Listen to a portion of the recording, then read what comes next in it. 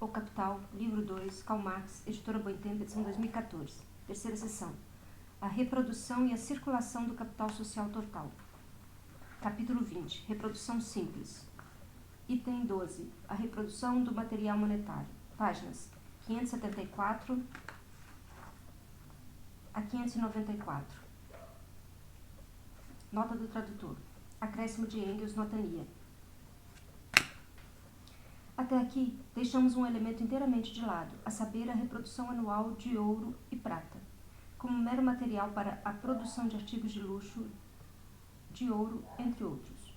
Eles não mereceriam uma consideração maior do que quaisquer outros produtos. Em contrapartida, desempenham um papel importante como material monetário a potentialité, ou potencialmente. Portanto, como dinheiro. Para simplificar, consideremos apenas o ouro como material monetário. Segundo dados antigos, nota da tradução, Marx baseia-se provavelmente em Franz Xaver Neumann, Gotha, 1872, volume 4, página 493 a 97, notania. A produção anual de ouro atingia o total de 8.000 a 9.000 libras, nota da tradução, de 360.000 a 409.000 quilos aproximadamente, que é igual a aproximadamente 1,1 ou 1,25 bilhão de marcos, segundo Soultberg. Nota 53. Adolf Soultberg, Gotha, Justus Parters, 1879, página 112, Karl Marx. No manuscrito 7, Marx anota, o anotara, comparar com os dados mais recentes. Por isso, Engels substituiu os dados antigos fornecidos por Marx pelo Soultberg, completado os dados bibliográficos conforme lia. Ao contrário, a média dos anos de 1871 a 75 não ultrapassou 170.675 quilos, no valor de cerca de 476 milhões de marcos. Dessa quantidade, a Austrália forneceu aproximadamente 167 milhões de marcos, os Estados Unidos 166, a Rússia 93. O resto se distribuiu entre diversos países em quantias que, individualmente, não ultrapassam 10 milhões de marcos. Durante o mesmo período, a produção anual de prata alcançou pelo menos ou pouco menos de 2 milhões de quilos, no valor de 354 milhões e meio de marcos, dos quais o México forneceu em números redondos 108 milhões, os Estados Unidos 102, a América do Sul 67, a Alemanha 26 milhões, etc. Dos países de produção predominantemente capitalista, apenas os Estados Unidos são produtores de ouro e prata. Os países capitalistas europeus obtêm quase todo o seu ouro e a maior parte de sua prata da Austrália, dos Estados Unidos, do México, da América do Sul e da Rússia. No entanto, deslocamos as minas de ouro ao país da produção capitalista, cuja a reprodução anual analisamos aqui, e precisamente pela razão seguinte. A produção capitalista não pôde exibir ou existir de modo algum sem comércio exterior, mas, quando se pressupõe uma reprodução anual normal, numa escala dada, com isso se pressupõe também o comércio exterior, que não faz mais do que substituir artigos locais por artigos de outra forma de uso ou forma natural, sem afetar as relações de valor e, assim, tampouco as relações de valor no âmbito das quais se intercambiam reciprocamente as duas categorias médias de reprodução e meios de consumo. E tampouco as relações entre capital constante, capital variável e mais-valor, em que se pode decompor o valor do produto criado por cada uma dessas categorias. Desse modo, a introdução do comércio exterior na análise do valor-produto anualmente reproduzido só pode confundir sem contribuir com nenhum elemento novo, nem para o problema, nem para a solução. Devemos, portanto, abstrair dele por completo, pois aqui temos de tratar o ouro como elemento direto da reprodução anual, não como elemento de mercadoria importado do exterior por meio do intercâmbio.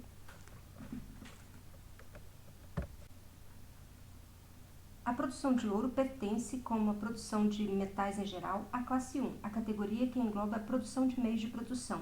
Suponhamos que o produto de ouro anual seja 30 para facilitar, pois, na verdade, ele é muito maior que os outros números de nosso esquema. Digamos que esse valor se pode decompor em 20 de capital constante, 5 de variável e 5 de mais-valor. 20 de constante deve ser trocado por outros elementos de capital constante do setor 1. o que examinaremos mais adiante. Nota da tradução, conforme página 578, nota 55, NIA. Mas as 5 de variável e as 5 de mais valor do setor 1 têm de ser trocadas por elementos de constante do setor 2, isto é, por meios de consumo.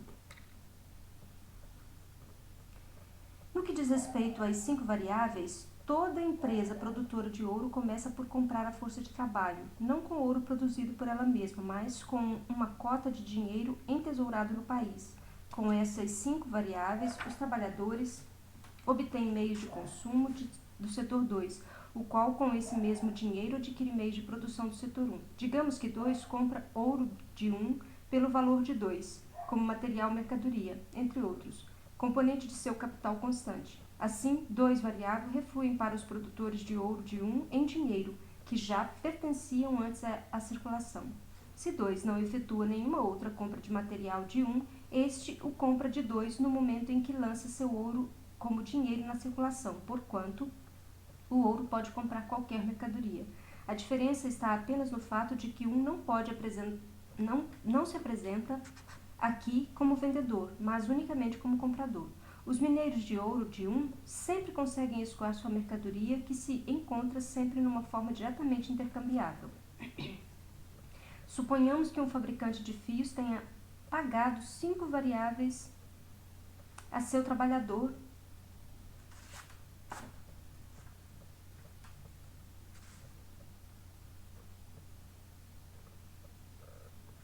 seus trabalhadores, e estes, abstraindo do mais valor, lhe fornecem em troca um produto de fio igual a 5.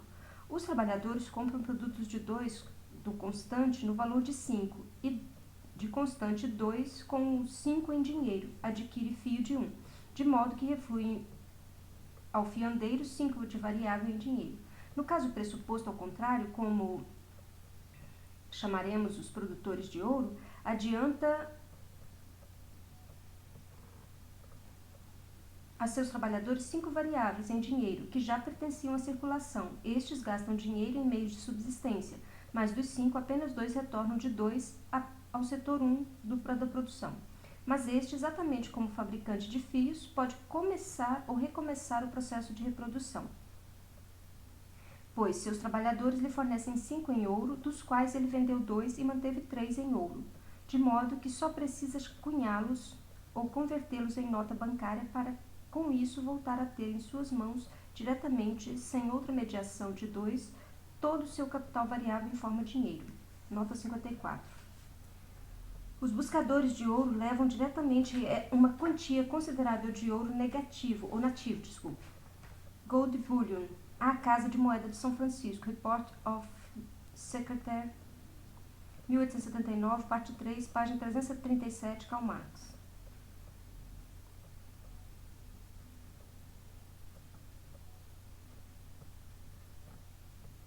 Porém, já nesse primeiro processo da reprodução anual, verificou-se uma modificação no volume da massa monetária que pertence efetiva ou virtualmente à circulação.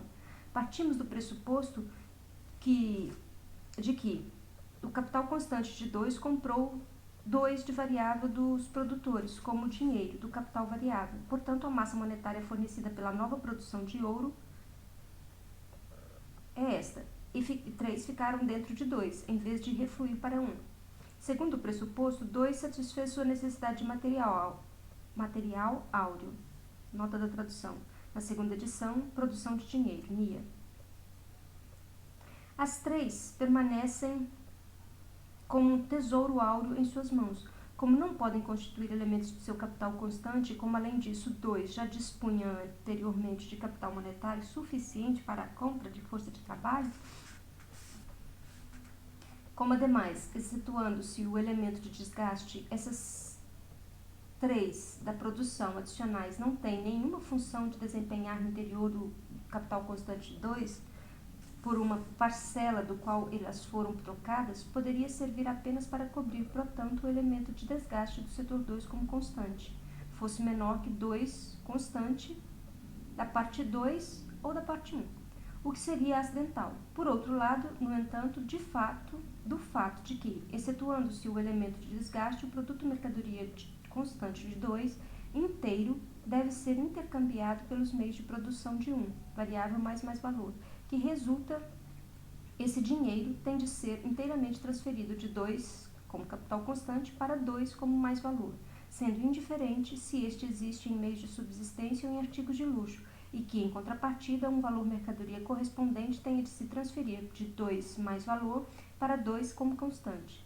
Resultado, uma parte do mais valor é acumulada como tesouro monetário. No segundo ano da reprodução, se a mesma proporção do ouro anualmente produzido continuar a ser utilizada como material, de novo, refluirão 2 libras para a produção de dinheiro e 3 serão repostos in natura. Isso ficarão novamente liberados de 2 como tesouro, entre outros. No que diz respeito ao capital variável em geral, o capitalista produtor de dinheiro, como qualquer outro capitalista, tem constantemente de adiantar esse capital em dinheiro para a compra de trabalho. Com relação a esse variável, não é ele, mas seus trabalhadores os que têm de comprar-lhe de 2. Em nenhum caso pode ocorrer que ele apresente como comprador, ou seja, que coloque o ouro em 2 sem a iniciativa deste último. Mas quando 2 lhe compra material e se vê obrigado a converter seu capital constante de 2 em material áureo, uma parte do dinheiro do produto de dinheiro variável reflui para ele de 2, da mesma maneira que para os demais capitalistas de 1. Quando este não é o caso, ele repõe seu variável em ouro, tomando-o diretamente do seu produto. No entanto, na mesma proporção em que o variável adiantado não reflui para ele de 2 como dinheiro, uma parte da circulação já existente, dinheiro que reflui de 1 e não retornou a 1, é convertida em tesouro, e por isso uma parte de seu mais-valor não é gasta em meios de consumo. Como novas minas de ouro são constantemente abertas e antigas são reabertas, determinada proporção do dinheiro que o produtor de dinheiro deve desembolsar como variável constitui sempre uma parte da massa monetária que existe anteriormente. A nova produção de ouro, massa que o produtor de dinheiro lança em 2 por intermédio de seus trabalhadores e que, quando não retorna de 2 ao produtor de dinheiro, constitui ali um elemento de entesouramento. Mas, no que diz respeito ao produtor de dinheiro e seu mais-valor, aqui o produtor de dinheiro pode se apresentar como um comprador. Ele lança seu mais-valor como ouro na circulação e, em troca dela, retira meios de consumo do capital constante do setor 2. Aqui o ouro é parte usada como material, funcionando assim como elemento efetivo do componente constante do capital produtivo de 2. E quando este não é o caso, ele é novamente convertido em elemento de entesouramento, como parte de mais valor do setor 2, imobilizado em dinheiro. Revela-se aqui, abstraindo também do capital constante do setor 1, que consideraremos mais adiante, como mesmo no caso da reprodução simples, em que esta está excluída a acumulação no sentido estrito do termo, isto é, a reprodução da escala ampliada, está necessariamente incluído, ao contrário, o estoque de dinheiro ou entesouramento. Nota 55. No manuscrito não figura a investigação acerca do intercâmbio no interior do capital constante do setor 1, do ouro de produção recente, Frederick Engels. E como isso se repete anualmente, explica-se assim o pressuposto do qual se parte ao considerar a produção capitalista que, no início da produção, é preciso que uma massa dos meios monetários proporcional ao intercâmbio de mercadorias se encontre nas mãos das classes capitalistas de 1 e 2. Tal acumulação ocorre mesmo depois de se descontar o ouro perdido pelo desgaste do dinheiro circulante. É evidente que quanto mais avançada for a produção capitalista, mais será a massa monetária acumulada em todas as partes, e menor a proporção que a nova produção de ouro acrescenta anualmente a essa massa. Por mais considerável que seja esse acréscimo quanto à sua quantidade absoluta, retornaremos uma última vez, em linhas gerais, à objeção que fizemos contra Tocqueville. Como é possível que cada capitalista extraia do produto anual um mais valor em dinheiro, isto é, retire da circulação mais dinheiro do que o que nela lançou, quando em última instância é preciso considerar a própria classe dos capitalistas como fonte que lança dinheiro na circulação? Negrito. Sobre isso observaremos o seguinte, tomando como base o que desenvolvemos anteriormente, capítulo 17. Fim do negrito. Ponto 1. O único pressuposto que aqui pode ser exigido, o de que exista em geral dinheiro suficiente para intercambiar os diversos elementos da massa de reprodução anual, de modo algum é afetado pelo fato de que uma parte do valor mercadoria consiste de mais valor. Se pressupusermos que a produção inteira pertence aos próprios trabalhadores, que seu mais trabalho é, portanto, apenas mais trabalho para eles mesmo e não para os capitalistas, a massa do valor mercadoria circulante seria a mesma e, mantendo-se iguais às demais circunstâncias, requeriria a mesma massa de dinheiro para sua circulação. Em ambos os casos, a questão é apenas de onde provém o dinheiro necessário para realizar esse valor mercadoria total, mas jamais de onde provém o dinheiro necessário para realizar o mais valor. Negrito. Sem dúvida, para retornar uma vez mais ao ponto, cada mercadoria individual é composta de constante mais variável mais valor, de modo que para a circulação de massa total de mercadorias são necessárias, por um lado, determinada soma de dinheiro para a circulação do capital, constante mais variável, e, por outro, outra soma de dinheiro para a circulação da renda dos capitalistas do mais valor. Fim do negrito. Assim, como para os capitalistas individuais, também para a classe inteira do dinheiro com que ela adianta capital, difere do dinheiro com que gasta sua renda. De onde provém este último dinheiro? Simplesmente do fato de que da massa de dinheiro que se encontra em poder da classe capitalista, ou seja, em termos gerais da massa monetária total que se encontra na sociedade, uma parte faz circular a renda dos capitalistas. Nota da tradução. Na versão final, para a impressão, lê-se: uma parte funciona como capital monetário e a outra faz circular a renda dos capitalistas. Vimos anteriormente como cada capitalista que inicia um novo negócio, tão logo este se consolida, volta a fisgar o dinheiro gasto em meios de consumo para sua manutenção, recupera-o como dinheiro que serve para realizar seu mais-valor. Em geral, porém, toda a dificuldade tem origem nessas duas fontes. Primeira, se consideramos meramente a circulação e a rotação do capital e, portanto, também o capitalista apenas como personificação do capital e não como consumidor capitalista e bon vivant, vemos como ele constantemente lança mais valor na circulação, como componente de seu capital mercadoria, mas jamais vemos como em suas mãos o dinheiro como forma de renda. Jamais o vemos lançar dinheiro na circulação para consumir o mais valor. Segunda, se a classe capitalista lança certa soma de dinheiro na circulação sob a forma de renda, parece que ela paga o equivalente por essa parte do produto total anual e, com isso, essa soma deixa de representar mais valor. Mas o mais produto, no qual se representa o mais valor, não custa nada à classe capitalista. Como classe, ela o possui e desfruta dele gratuitamente, e a circulação monetária em nada pode modificar essa realidade. A alteração mediada por essa circulação consiste simplesmente no fato de que cada capitalista, em vez de consumir seu mais valor ou mais produto in natura, o que é geralmente impossível, retira mercadorias de todo tipo, até o montante do mais valor do qual se apropriara, do fundo total composto pelo mais produto social anual, e dela se apropria. Mas o mecanismo da circulação mostrou que, quando a classe capitalista lança dinheiro na circulação para gastar sua renda, ela volta a retirar da circulação o mesmo dinheiro, de modo que esse processo pode sempre recomeçar de novo e de novo. Portanto, considerada como classe capitalista, ela continua sempre de posse dessa soma monetária requerida para realizar o mais-valor. Se, pois, não só o capitalista retira do mercado de mercadoria o mais-valor em forma de mercadorias destinadas a seu fundo de consumo, mas além disso reflui para suas mãos o dinheiro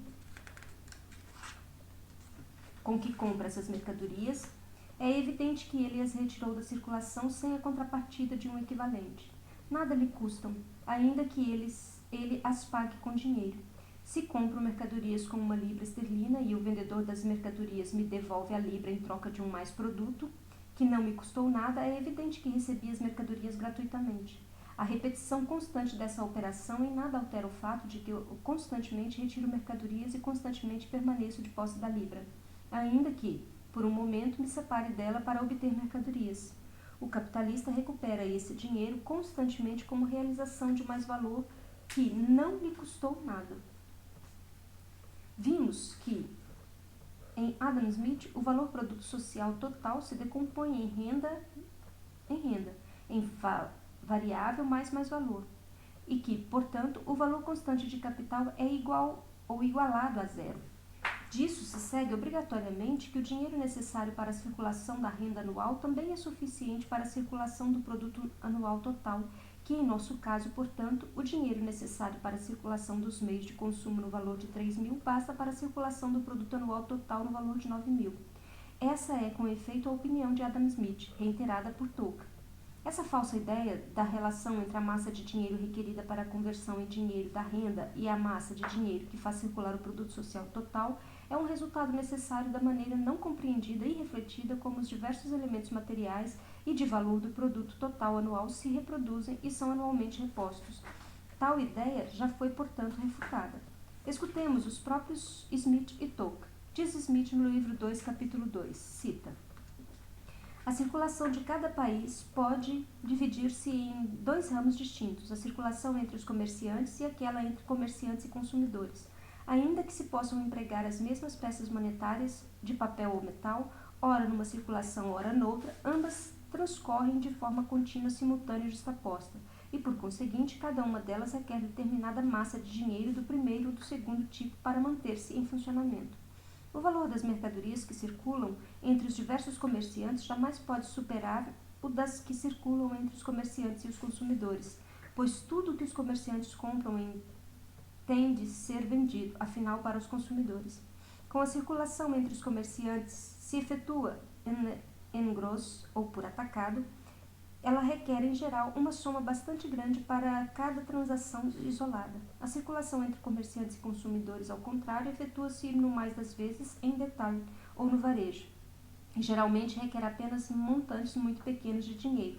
Às vezes, basta um shilling ou até mesmo um penny ou meio penny para somas pequenas circularem com muito mais rapidez do que as grandes. Assim, ainda que as compras anuais de todos os consumidores sejam, ao menos, esse ao menos é ótimo, igual em valor àquelas de todos os comerciantes, elas podem geralmente ser liquidadas com uma massa de dinheiro muito menor, entre outras coisas. Fim da citação. Com relação a essa passagem de Adam, observa Tocqueville. Londres, 1844, páginas 34 a 36 e seguintes.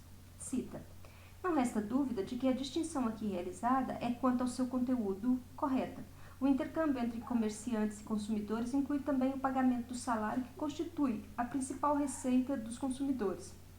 Todas as transações entre um comerciante e outro, isto é, todas as vendas realizadas pelo produtor ou importador, passando por todas as gradações de processos intermediários da manufatura, etc., até chegar ao comerciante varejista ou ao exportador, são decomponíveis em movimentos de transferências de capital. Mas a transferência de capital não necessariamente pressupõe tão pouco acarretam efetivamente na realidade, na maior parte das transações, um excesso verdadeiro de notas bancárias ou moedas metálicas. Refiro-me a um excesso material, não a um fictício, no momento da transferência. O montante total das transações mútuas entre comerciantes deve ser determinado e delimitado, em última instância, pelo montante das transações entre comerciantes e consumidores. Se a última frase aparecesse isolada, poder-se-ia crer que Tocqueville não faz mais do que constatar a existência de uma relação entre as transações realizadas pelos comerciantes entre si e aquela entre comerciantes e consumidores. Em outras palavras, entre o valor da renda total anual e o valor do capital com que ela é produzida. Mas não é este o caso. Tocqueville subscreve expressamente a concepção de Adam Smith. Negrito. Por essa razão, é supérflua uma crítica particularizada de sua teoria da circulação. Ponto 2. Nota da tradução. Nos 6 parágrafos seguintes, até moedas desgastadas, Engels desconsiderou ou modificou substancialmente o texto do manuscrito. A passagem correspondente está reproduzida no apêndice 11, páginas 675 a 76. Nota da tradução.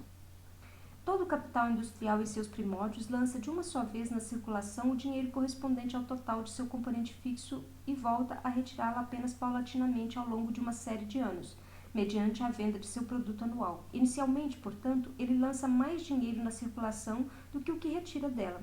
Isso se repete a cada vez que o capital total é renovado in natura.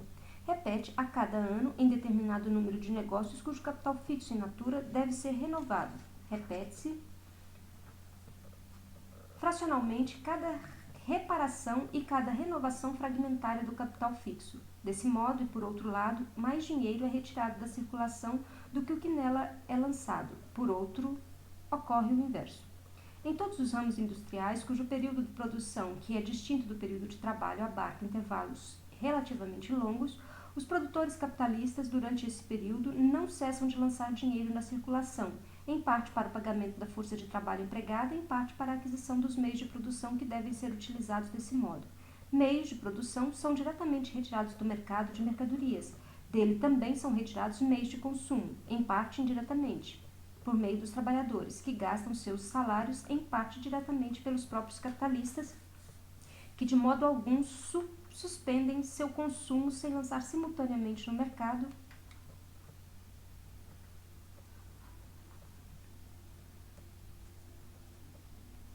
num primeiro momento, um equivalente de mercadorias. Durante esse período, o dinheiro por eles lançado na circulação serve para a conversão em dinheiro do valor mercadoria, inclusive do mais-valor contido nessa soma. Esse elemento se torna muito importante na produção capitalista desenvolvida em empresas de grande porte, operadas pelas sociedades de ações, com construção de ferrovias, canais, docas, grandes edifícios urbanos, navios de ferro, drenagem de terras e em grande escala, etc. Ponto 3. Enquanto os demais capitalistas, desconsiderando-se o desembolso do capital fixo, retiram da circulação mais dinheiro que o que nela lançaram para comprar força de trabalho e os elementos circulantes, os capitalistas produtores de ouro e prata, além do metal precioso que serve como matéria-prima, lançam apenas dinheiro na circulação e dela só retiram mercadoria. São lançados na circulação como dinheiro capital constante, com exceção da parte correspondente ao desgaste. A maior parte do capital variável e a totalidade do mais-valor, com exceção do tesouro, que talvez se acumule em suas próprias mãos. Ponto 4. Por um lado, é verdade que circula como mercadoria todos os tipos de coisas que não foram produzidas no curso do ano, como terrenos, casas, etc. Elas, além de produtos cujo período de produção se estende por mais de um ano, como gado, madeira, vinho, etc., quanto a estes e outros fenômenos, é importante não perder de vista que, além da soma de dinheiro requerida para a circulação direta, há sempre certa quantidade em estado latente inoperante que, com um impulso pode entrar em funcionamento. Nota da tradução. Na versão final para a impressão consta o completamento ou o complemento de dinheiro. Também o valor de tais produtos costuma circular fracionada e paulatinamente como o valor de casas alugadas por uma série de anos. Por outro lado, nem todos os movimentos do processo de reprodução são medidos pela circulação monetária. Desta fica excluído, tão logo tenha obtido seus elementos, o processo total da produção. Além disso, também se exclui tanto o produto que o produtor consuma de maneira direta, seja individual, seja produtivamente, categoria à qual pertencem os meios de subsistência in natura dos trabalhadores agrícolas. A massa monetária que faz circular o produto anual existe, portanto, na sociedade, tendo-se acumulado pouco a pouco. Ela não pertence ao produto de valor desse ano, com a possível exceção do ouro, utilizado na reposição das moedas desgastadas. Nessa reposição, pressupomos a circulação exclusiva de dinheiro consistente em metais preciosos e em tal circulação, por sua vez, a forma mais simples de compra e venda à vista. Embora o dinheiro, com base na mera circulação metálica, possa funcionar, e tenha funcionado historicamente, também como meio de pagamento, e sobre essa base se tenha desenvolvido um sistema de crédito e determinados aspectos do seu mecanismo. Esse pressuposto é motivado não só por considerações de método, cuja importância se mostra no fato de que tanto Tolkien e sua escola, como seus adversários em suas controvérsias em torno da circulação de notas bancárias, foram constantemente reforçados ou forçados a recorrer novamente à hipótese da circulação puramente metálica. Nota da tradução. NIA. Referência ao debate entre representantes da Banking Theory, entre as quais figuravam, além de Thomas Tolkien, sobretudo John Fullerton e James Wilson, e da Cohen's Theory, liderada por Samuel Lloyd, mais tarde Lord Overstone, George Warden, Norman e Robert Torrens.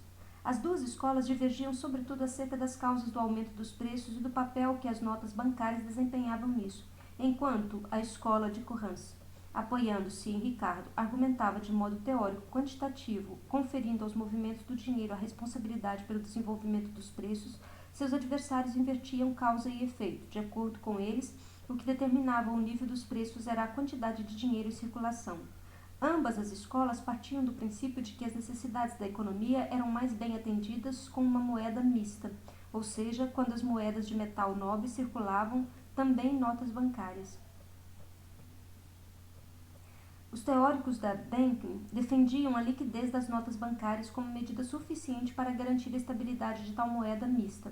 Os teóricos da Courant, embora também defendessem a liquidez, exigiam, além disso, que um percentual determinado das notas bancárias emitidas fossem obrigatoriamente vinculados à reserva de metal precioso do Banco da Inglaterra, ou seja, que seguisse o fluxo internacional da entrada e saída da moeda metálica. Em acréscimo, defendiam também que a emissão de notas bancárias devia ser separada da concessão de crédito no interior do Banco da Inglaterra. Tocqueville e seus seguidores, por um lado, questionavam a ideia de que uma moeda metálica pura fosse estável. Por outro lado, contra seus adversários, sustentavam que as notas bancárias funcionariam como meio de pagamento de crédito, como letra de câmbio de cheques, sendo, por isso, necessário impor uma limitação de todos esses meios de pagamento a fim de regular sua eventual influência sobre os preços. Com a legislação britânica de 1844, as ideias da escola de Courant acabaram por prevalecer. Nota mia. Viram-se forçados a fazê-lo post festum, mas o fizeram, então, muito superficialmente, e, de certo, isso não podia ser de outro modo, já que o ponto de partida desempenhava, assim, apenas o papel de um ponto incidental na análise. Mas a consideração mais simples da circulação monetária apresentada em sua forma natural e espontânea, e tal circulação é aqui um momento imanente do processo anual da produção, como mostra: a. Pressuposta a produção capitalista desenvolvida, ou seja, o predomínio do sistema do trabalho assalariado, é evidente que o capital monetário desempenha um papel fundamental, porquanto é a forma em que o capital variável é adiantado. Na medida em que se desenvolve o sistema do trabalho assalariado, todo o produto se transforma em mercadoria, tendo assim, como algumas exceções importantes, de submeter-se integralmente à conversão em dinheiro como uma fase de seu próprio movimento. A massa do dinheiro em circulação tem de ser suficiente para essa conversão das mercadorias de dinheiro em dinheiro, e a maior parte dessa massa é fornecida sob a forma de salário. Do dinheiro que, como forma monetária do capital variável, é adiantado pelos capitalistas industriais em pagamentos da força de trabalho e nas mãos dos trabalhadores funciona, em sua maior parte, exclusivamente como meio de circulação e meio de pagamento. Isso contraria totalmente a economia natural, tal como esta prevalece sobre a base de todo o sistema de servidão, inclusive dos servos semilivres, e com mais força ainda em comunidades mais ou menos primitivas, sejam estas contaminadas ou não por relações de servidão ou escravidão.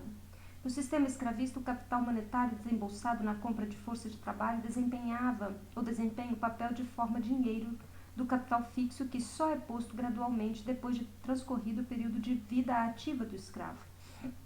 Por isso, entre os atenienses, o ganho do escravista, que o escravista obtinha diretamente com a utilização industrial do seu escravo ou indiretamente ao alugá-lo a outro empregador industrial, por exemplo, para o trabalho nas minas, era considerado apenas como juro, além de amortização, do capital monetário adiantado, exatamente como na produção capitalista, o capital industrial coloca uma fração do mais-valor, mas a depreciação do capital fixo na conta de juros e gastos de reposição de seu capital fixo. Essa também é a regra no caso dos capitalistas que alugam capital fixo, edifícios, máquinas, etc.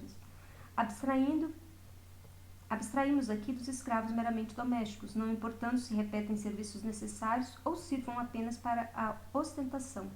Tais escravos correspondem à classe de nossos serviçais domésticos, mas também ao sistema escravista, na medida em que é a forma dominante do trabalho produtivo na agricultura, manufatura, navegação e etc., tal como ocorria nos estados desenvolvidos da Grécia e em Roma, conservam um elemento da economia natural.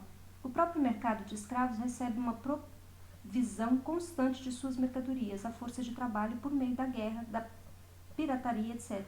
E essa rapina, por sua vez, não é mediada por um processo de circulação, mas é a apropriação in natura de força de trabalho alheia por meio da coerção física direta. Mesmo nos Estados Unidos, depois que a região intermediária entre os estados do norte de trabalho assalariado e os estados escravistas do sul tornou-se uma região voltada à criação de escravos para o sul, onde o escravo lançado no mercado se converteu assim num elemento da produção anual, isso se mostrou durante muito tempo insuficiente, de modo que para satisfazer o mercado foi preciso continuar o tráfico de escravos com a África pelo máximo de tempo possível. B. Os fluxos e refluxos do dinheiro que concorrem. O que ocorre de forma natural, espontânea sobre a base da produção capitalista no intercâmbio do produto anual, os adiantamentos do capital fixo efetuados de uma só vez e no montante inteiro do seu valor e a sucessiva retirada de seu valor da circulação no curso de vários anos, ou seja, sua reconstituição gradual em forma de dinheiro mediante o entesouramento anual, um entesouramento que, segundo sua essência, é completamente distinto do entesouramento que ocorre paralelamente sobre a base da nova produção anual de ouro, a diferente duração do tempo pelo qual, dependendo da extensão dos períodos de produção das mercadorias, o dinheiro precisa ser adiantado, tendo sempre, pois, de ser novamente entesourado de antemão, antes que possa ser retirado da circulação pela venda de mercadoria, a diferente duração do tempo de adiantamento que percorre já das diversas distâncias entre o local de produção e os mercados de escoamento. Do mesmo modo, a diferença em grandeza e periodicidade do refluxo segundo o estado ou conforme o caso, a grandeza relativa dos estoques produtivos em diversos negócios sob os diferentes capitalistas do mesmo ramo da indústria e, portanto, os prazos das compras de elementos do capital constante, tudo isso durante o ano de reprodução, era preciso apenas que a experiência tornasse notório e evidente todos esses diversos fatores do movimento natural espontâneo para abrir caminho a um uso planejado tanto dos expedientes mecânicos do sistema de crédito como também de uma verdadeira pescaria dos capitais disponíveis que podem ser emprestados. A isso acrescenta ainda a diferença entre a indústria cuja produção, sob condições normais, efetua-se de maneira contínua e na mesma escala e aquelas em que em diferentes períodos do ano empregam diferentes volumes de força de trabalho, como é o caso da agricultura. Item 13. A teoria da reprodução segundo Destutt de Tracy. Nota 56 e nota da tradução. Nota 56, do manuscrito 2, Frederick Engels. Nota da tradução. Acréscimo de Engels, Nia. Como exemplo da irreflexão confusa e ao mesmo tempo presunçosa dos economistas políticos, ao examinarem a reprodução social, tomemos o grande lógico Destutt de Tracy, conforme livro 1, página 177, nota 30, nota da tradução. Na edição brasileira, livro 1, página 238, nota 30. Que o próprio Ricardo chegou a levar a sério, chamando-o um autor muito distinto, Principles, página 333. Esse distinto autor fornece as seguintes explanações sobre o inteiro processo social de reprodução e circulação. Perguntam-me como esses empresários industriais podem obter lucros tão grandes e de quem podem obtê-los. Respondo que as obtêm porque tudo o que produzem, eles os vendem ou o vendem mais caro do que lhes custou produzir, o que o vendem. 1. Uns aos outros, por toda a parcela de seu consumo destinada à satisfação de suas necessidades, consumo este que pagam com uma parte de seus lucros. 2. Aos trabalhadores assalariados, tanto aos que eles mesmos remuneram, como aqueles remunerados pelos capitalistas ociosos. Desses assalariados, eles obtêm de volta, por essa via, a totalidade de seus salários, com a possível exceção de suas pequenas economias. 3. Os capitalistas ociosos que lhes pagam com a parcela de suas rendas que não foram fornecidas aos assalariados, por eles diretamente ocupados, de modo que toda a renda que pagam anualmente a esses capitalistas reflui para eles por uma ou outra dessas vias. Destutt de Tracy, Paris, Chessman, Levy, 1826, página 239. Fim da citação. Assim, os capitalistas começam por enriquecer quando obtêm vantagens uns sobre os outros no intercâmbio da parte do mais-valor que dedicam a seu consumo privado, ou seja, a parte que consomem como renda. De modo que, se essa parte de seu mais-valor ou de seu lucro é igual a 400 libras, essa soma crescerá, por exemplo, a 500 libras, depois de cada participante das 400 libras ter vendido sua parte ao outro por um valor 25% mais caro. Como todos fazem a mesma coisa, o resultado é o mesmo que se essas partes tivessem sido intercambiadas pelo seu valor correto. Ocorre que quando para a circulação de um valor mercadoria de 400 libras faz-se necessária uma massa monetária de 500 libras, e isso se parece mais com um método de empobrecimento do que de enriquecimento, uma vez que eles se veem forçados a conservarem produtivamente uma grande parte de seu patrimônio total sob a forma inútil de meios de circulação. O resultado disso tudo é que a classe dos capitalistas, apesar do aumento nominal de preços que atinge a totalidade de suas mercadorias, possui apenas um estoque de mercadorias no valor de 400 libras para dividir entre si, com vistas a seu consumo individual, mas se comprazem mutuamente em fazer circular um novo valor mercadoria de 400 libras que, por meio de uma massa monetária que seria enriquecida para um valor mercadoria de 500 libras. Desconsideramos inteiramente o fato de que aqui se pressupõe a existência de uma parte de seus lucros e, portanto, em geral, de seu estoque de mercadorias no qual se representa o lucro. Mas Stout quer-nos justamente explicar de onde vem esse lucro. A massa de dinheiro necessária para fazê-lo circular constitui uma questão inteiramente secundária.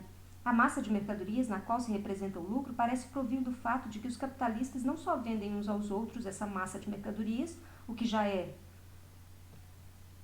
algo muito belo e profundo, mas que a vendem todos por um preço demasiadamente alto.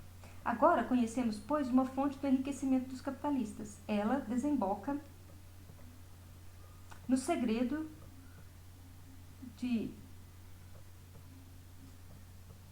do Exspector Brasing, segundo o qual a grande pobreza provém da grande pobreza. Nota da tradução.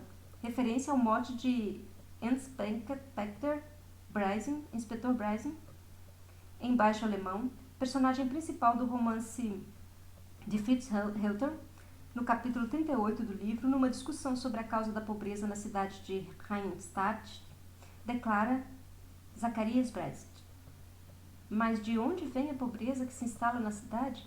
Concidadãos, eu vos digo, pois vivo nesta cidade já há algum tempo, e observo as pessoas, e a grande pobreza na cidade provém da grande pobreza. Essa expressão é, à primeira vista, uma mera tautologia. Significa que a pobreza de um acarreta a pobreza de outro.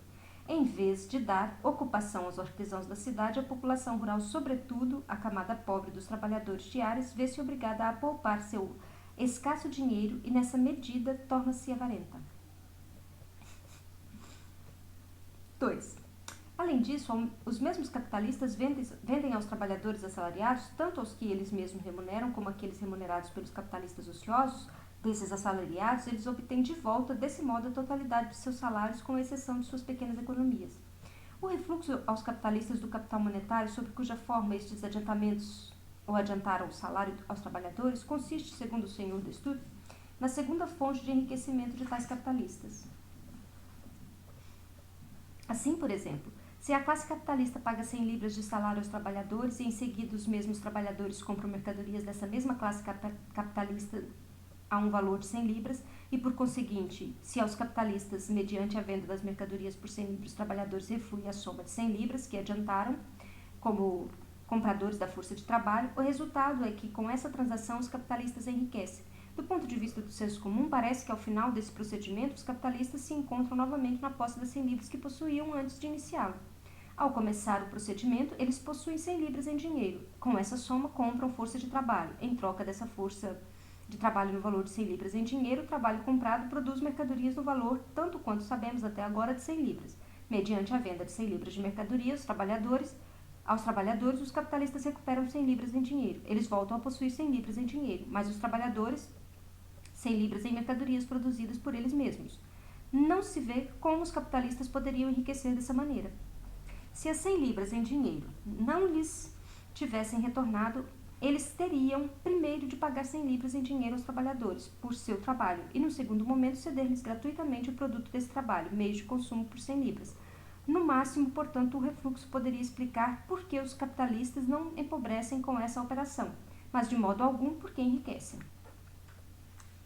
Outra questão, de certo, é a de como os capitalistas possuem as 100 libras em dinheiro e de por que os trabalhadores, em vez de produzir as mercadorias por sua própria conta, não são forçados a trocar sua força de trabalho por essas 100 libras. Mas isso, para um pensador do calibre de Destutt, é algo óbvio. O próprio Destutt não está inteiramente satisfeito com essa solução. Ele não nos disse que alguém enriquece porque cede uma soma de dinheiro de 100 libras e então volta a apropriar-se da soma de dinheiro, ou seja, mediante o refluxo de 100 libras em dinheiro. Refluxo que evidencia apenas porque essas 100 libras em dinheiro não se perderam. O que ele nos disse é que os capitalistas enriquecem porque tudo que produzem o vendem mais caro que o que lhes custou comprá-lo. Ou seja, que também os capitalistas em sua transação com os trabalhadores têm de enriquecer porquanto vendem mais caro a estes últimos. Admirável. Ele paga o salário, e tudo isso reflui para ele mediante os gastos de toda essa gente que lhes paga, pelos produtos, mais caro do que o que lhes paga os capitalistas. Custou em salários, conforme página 240. Os capitalistas, portanto, pagam 100 libras de salário aos trabalhadores e logo vendem a esses próprios trabalhadores produtos deles a 120 libras, de tal modo que só retornam a eles 100 libras, mas além disso ganham 20. É isso? Isso é impossível. Os trabalhadores só podem pagar com o dinheiro que receberam sob a forma de salário. Se recebem dos capitalistas um salário de 100 libras, eles só podem comprar por 100 libras, não por 120. Ou seja, dessa maneira a coisa seria impossível. Mas resta ainda outro caminho. Os trabalhadores compram dos capitalistas mercadorias por 100 libras, mas na realidade só recebem mercadorias no valor de 80. Não resta dúvida, portanto, de que foram trapaceados em 20 libras, e tampouco resta dúvida de que os capitalistas enriqueceu em 20 libras, porquanto de fato pagou a força de trabalho 20% abaixo do seu valor ou realizou, por um desvio, um corte de 20% no salário nominal. A classe dos capitalistas alcançaria o mesmo objetivo se desde o início pagasse apenas um salário de 80 libras aos trabalhadores e em seguida, em troca dessas 80 libras, lhes fornecesse de fato 80 libras de valor mercadoria.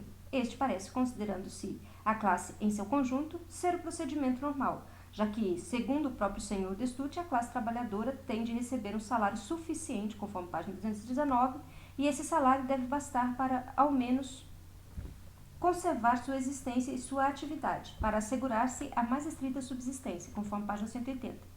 Se os trabalhadores não recebem um salário suficiente, isso significa, segundo o próprio Destutt, a morte da indústria, conforme página 208. O que parece não constitui um meio de enriquecimento dos capitalistas, mas seja qual for o nível de salário que a classe capitalista paga à classe trabalhadora, esses salários têm um valor determinado, por exemplo, 80 libras. Assim, a classe capitalista paga 80 libras aos trabalhadores. Eles têm de lhes fornecer 80 libras em valor mercadoria por aquelas 80 libras. E o refluxo das 80 libras não os enriquecerá. Se lhes paga 100 libras em dinheiro e lhes vende por essa mesma soma um valor mercadoria de 80 libras, a classe capitalista lhe terá pago 25% em dinheiro acima de seu valor salário normal e, em troca desse dinheiro, ter-lhes-á fornecido 25% menos de mercadorias. Nota da tradução, o correto seria 20%. Em outras palavras, o fundo do qual a classe capitalista extrai seu lucro se formaria por meio do desconto do salário normal mediante o pagamento da força de trabalho abaixo do seu valor, isto é, abaixo do valor dos meios de subsistência para sua produção normal como trabalhadores assalariados. Assim, se fosse pago o salário normal, que é o que, segundo Destutt, deve ocorrer, não existiria nenhum fundo de lucro, nem para os industriais, nem para os capitalistas ociosos. Portanto, todo o mistério de como a classe capitalista enriquece poderia ter sido produzido pelo senhor Destutt é isto: desconto do salário. Se assim tivesse feito, não existiriam os outros fundos do mais-valor, os quais ele menciona nos pontos 1 e 3. Num país em que o salário dos trabalhadores em dinheiro se reduzisse ao valor dos meios de consumo necessário à sua existência como classe, não existiria nenhum fundo de consumo e nenhum fundo de acumulação para os capitalistas. Assim, tampouco haveria ali um fundo para a existência da classe capitalista e, por conseguinte, nenhuma classe capitalista. E, segundo Destutt, esse seria precisamente o caso em que todos os países desenvolvidos e ricos da antiga civilização, pois aqui em nossa sociedade as velhas raízes, o fundo com o qual se financia o salário, torna-se uma grandeza constante, ou quase constante. Página 202. Mesmo com o desconto dos salários, o enriquecimento dos capitalistas não se deve ao fato de que pagam aos trabalhadores 100 libras em dinheiro e posteriormente fornecem-lhe mercadorias em 80 libras. Por essas 100 libras em dinheiro, ou seja, na realidade, que fazem circular 80 em mercadorias por meio de uma soma monetária de 25% a mais, isto é, de 100 libras. Mas o fato de que o capitalista, além do mais-valor da parte do produto na qual o valor está representado, apropria-se de 25% daquela parte do produto que deveria caber ao trabalhador sob a forma de salário. Nota da tradução: o correto é 20%. De modo estúpido como Destutt concebe a questão, a classe capitalista ganharia absolutamente nada. Ela paga 100 libras em salários e, em troca dessa soma, dá 80 libras ao valor mercadoria ao trabalhador, extraídas do próprio produto deste último. Mas, na operação seguinte, ela precisa adiantar novamente pelo mesmo procedimento 100 libras. Ela não faz mais do que se dar ao prazer inútil de adiantar 100 libras em dinheiro e, em troca dessa soma, fornecer 80 em mercadorias, em vez de adiantar 80 em dinheiro e, em troca, fornecer 80 em mercadorias. Isto é, adianta constantemente e inutilmente um capital monetário de 20% maior do que o necessário para a circulação do seu capital variável, o que é um método bastante peculiar de enriquecimento. Ponto 3. Por último, a classe capitalista vende aos capitalistas ociosos que lhe pagam com a parcela de suas rendas, que não foram fornecidas aos assalariados, por eles diretamente ocupados, de modo que toda a renda que ela paga anualmente a esses capitalistas ociosos reflui para ela. Vimos que os capitalistas industriais pagam com uma parte de seus lucros toda a parcela de seu consumo destinada à satisfação de suas necessidades.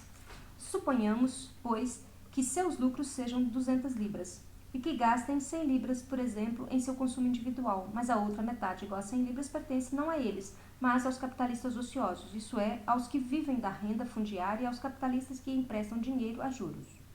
Eles têm de pagar 100 libras em dinheiro a essa sociedade. Digamos agora que dessa soma, estes indivíduos necessitem de 80 libras para seu próprio consumo e 20 para a compra de serviçais, etc. Com as 80 libras, pois, eles compram meios de consumo dos capitalistas industriais. Desse modo, enquanto 80 libras escapam deste último em produtos, 80 libras retornam a eles em dinheiro, ou 4/5 das 100 libras que eles pagaram em renda, juros, etc., aos capitalistas ociosos. Além disso, a classe dos serviçais e assalariados diretos dos capitalistas ociosos recebeu de seus patrões um salário de 20 libras. Com essa soma, eles também compram dos capitalistas industriais meios de consumo por 20 libras. Desse modo, reflui a estes últimos, ao mesmo tempo que 20 libras lhes escapam de produtos. 20 libras em dinheiro, ou seja, o último quinto das 100 libras em dinheiro que eles pagaram em renda, juros e etc., aos capitalistas ociosos. Ao término da transação, refluíram para os capitalistas industriais as 100 libras em dinheiro que eles haviam cedido aos capitalistas ociosos de pagamentos de rendas, juros, etc., enquanto a metade de seus mais produtos, 100 libras, passou de suas mãos ao fundo de consumo desses capitalistas ociosos. Está claro que nos diz respeito ao ponto que aqui se examina, é absolutamente supérfluo trazer à tona de qualquer maneira a distribuição das 100 libras entre os capitalistas ociosos e seus assalariados diretos. A questão é simples. Com 100 libras em dinheiro, os capitalistas industriais pagam aos capitalistas ociosos suas rendas e seus juros, em suma, a parte que lhes toca do mais-valor de 200 libras. Com essas 100 libras, os capitalistas ociosos compram meios de consumo, direto ou indiretamente, dos capitalistas industriais. Assim, eles lhes reembolsam 100 libras em dinheiro e extraem dessa soma 100 libras em meios de consumo. Com isso, ocorreu o refluxo das 100 libras em dinheiro pagas pelos capitalistas industriais aos capitalistas ociosos. Constitui esse refluxo monetário como fantasia Destutt, um meio de enriquecimento para os capitalistas industriais. Antes da transação, eles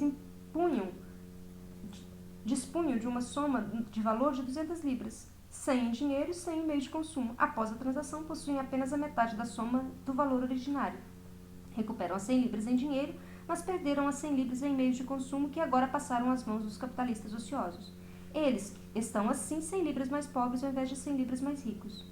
Se, em vez de percorrer esse desvio, isto é, de primeiro pagar as 100 libras em dinheiro e depois recuperar essa soma como pagamento de 100 libras em meios de consumo, eles tivessem pagado diretamente rendas, juros, etc., sobre a forma natural do seu produto, as 100 libras em dinheiro, não influiriam para eles na circulação, porquanto não teriam lançado nesta última essa soma em dinheiro. Se tivessem seguido a via do pagamento em espécie, A questão apresentar-se-ia simplesmente assim. Do mais produto no valor de 200 libras, eles conservariam consigo a metade e cederiam a outra metade aos capitalistas ociosos, sem receber em troca qualquer equivalente, nem o próprio. Destutt sentir-se-ia tentado a declarar que este é um meio de enriquecimento.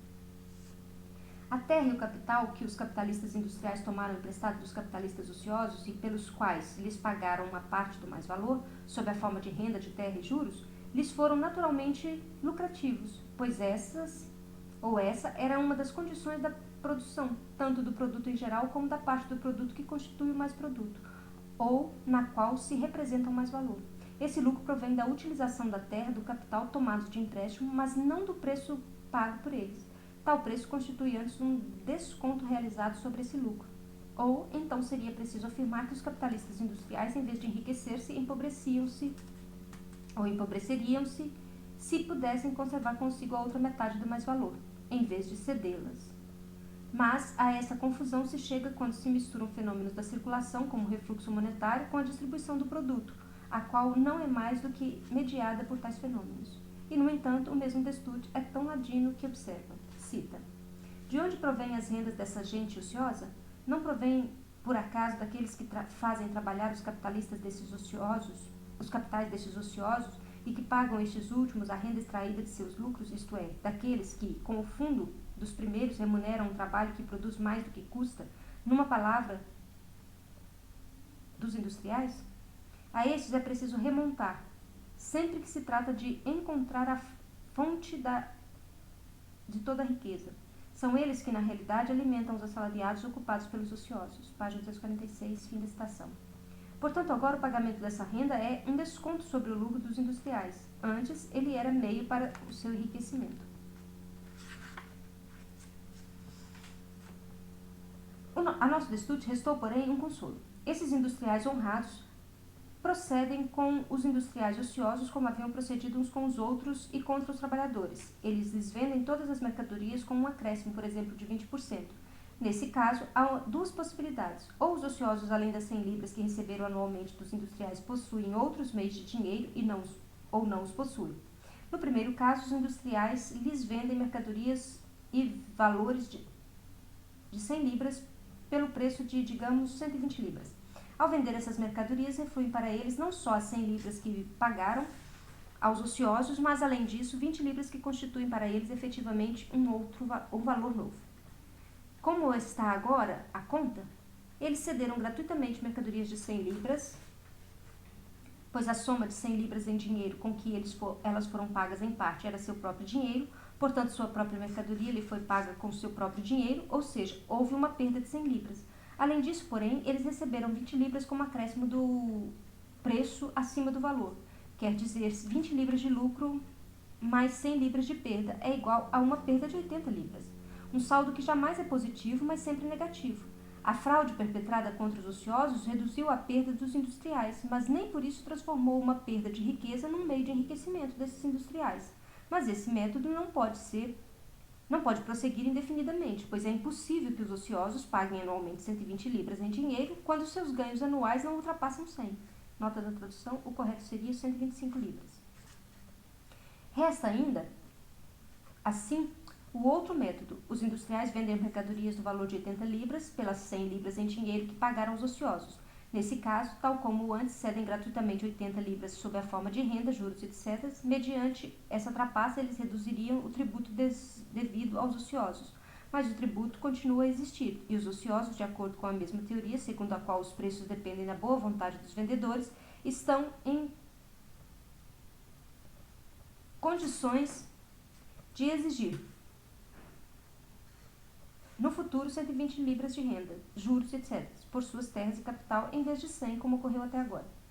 Essa análise brilhante é inteiramente digna do profundo pensador que, numa página, copia Adam Smith dizendo: o trabalho é a fonte de toda a riqueza, página 242, que os capitalistas industriais empregam seu capital para pagar o trabalho que o reproduz com lucro, página 246, e na página seguinte conclui que esses capitalistas industriais alimentam a todos os homens, são os únicos que aumentam o patrimônio público e criam todo o nosso meio de desfrute, página 242.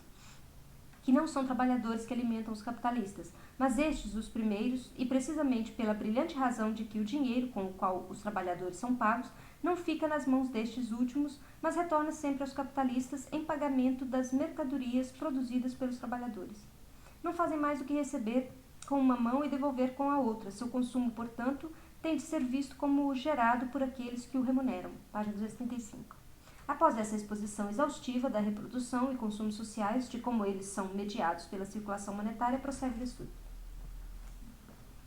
Cita: é isso que completa esse movimento perpétuo da riqueza, um movimento que, apesar de mal compreendido, que dúvida, foi constantemente denominado circulação, pois de fato descreve um círculo e retorna sempre ao seu ponto de partida. Tal ponto é aquele em que se consuma a produção. Página 239 e 240. Nota da tradução. Destutt, esse escritor muito distinto, membro do Instituto da França e da Sociedade Filosófica da Filadélfia, e na realidade, até certo ponto, um farol entre os economistas vulgares, solicita, afinal, que o leitor admire a maravilhosa claridade com que expôs o curso do processo social, a torrente de luz que verteu sobre o objeto, e é condescendente ao ponto de revelar ao leitor a origem de toda essa luz. Nota da tradução. No Institut de France, a mais alta corporação científica da França, foi criada pela Convenção de 1795 em substituição às 5 academias reais. Destutt III tornou-se seu membro em 1796 na classe das ciências morais e políticas e em 1808 da Académie Française, parte integrante do Instituto. Nota mia. Negrito. Isso precisa ser reproduzido no original. Nota da tradução. Tradução. Espero que se note como essa maneira de considerar o consumo de nossas riquezas está de acordo com tudo o que dissemos sobre a nossa produção, da distribuição e, ao mesmo tempo, a claridade que ela lança sobre todo o desenvolvimento da sociedade. Qual é a origem desse acordo, dessa lucidez? Do fato de termos contratado ou encontrado a verdade. Isso faz lembrar o efeito desses espelhos em que os objetos se esboçam nitidamente e em suas justas proporções, quando nos situamos no ponto de vista adequado, e em que tudo parece confuso e discordante quando se está demasiado longe. Página 242 a 243. Nota da tradução. Continua. Eis aqui o cretinismo burguês em toda a sua beatitude. No manuscrito 2, página 167, autocomplacência em vez de beatitude. Nesse ponto, Engels encerra a exposição baseada no manuscrito 2 e passa ao manuscrito 8. Exclui, assim, a segunda metade desse manuscrito, páginas 167 a 202, na qual Marx elabora uma análise diferenciada do produto social, dividida em 6 setores, conforme a introdução da edição alemã, Mega 2.2/13, páginas 66 a 69. Reproduzimos o texto correspondente no apêndice 12, página 677, nota da tradução.